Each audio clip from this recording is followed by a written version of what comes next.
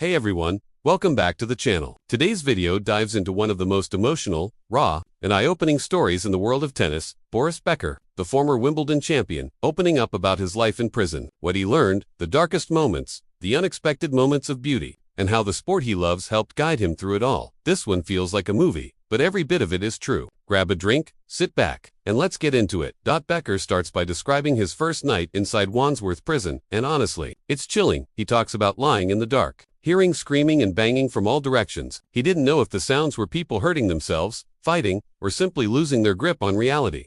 This is a guy who once lifted trophies in front of 15,000 fans at Wimbledon, now locked in a cell just a couple of miles away, listening to chaos echo through concrete walls. Whoever says a prison life is easy is lying. It's a real punishment. He spent the first 3 days completely isolated because it was a bank holiday weekend. No fresh air, no proper guidance, just the sounds of fear, anger, and despair all around him. Becker admits those first nights were the hardest of his entire life.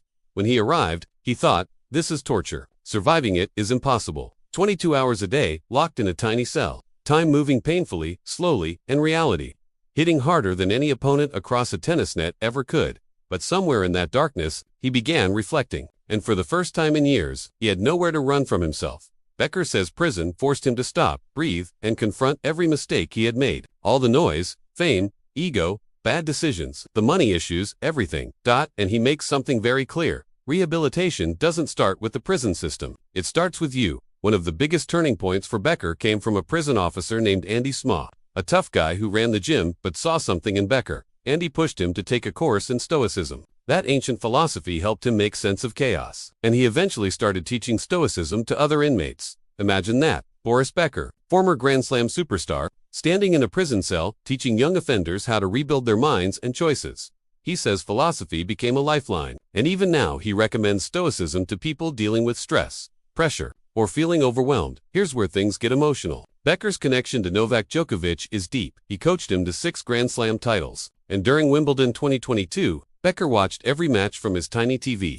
Inside the prison, he describes how the entire wing would bang on their doors and walls when Djokovic won big points. A whole prison wing becoming Novak fans because Becker educated them about his guy.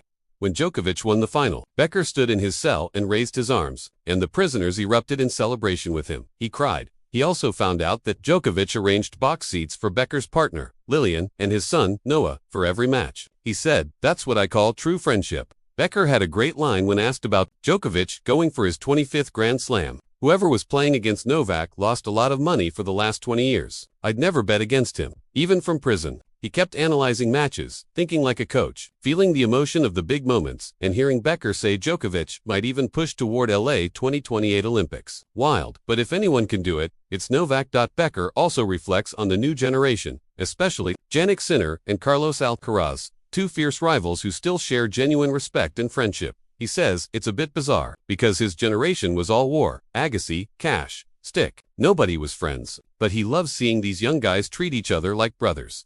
And speaking of brotherhood, Becker has reconciled with all his former rivals. Michael Stick wrote him a letter in prison. Pat Cash visited him to talk Stoicism, and he's now close with Andre Agassi, calling him a brother from another mother.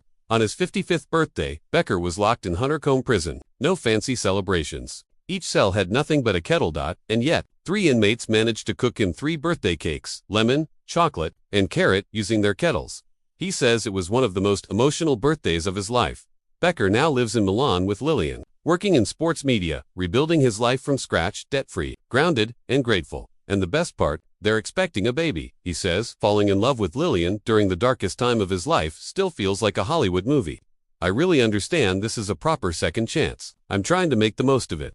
If you're into real stories of hitting rock bottom and finding your way back, honesty, redemption, psychology, this book sounds incredibly powerful. Is this one of the greatest redemption arcs in sports? Let me know in the comments. I'd love to hear your thoughts. Don't forget to like, subscribe, and share this video with any tennis fan who needs to hear this story. See you in the next one.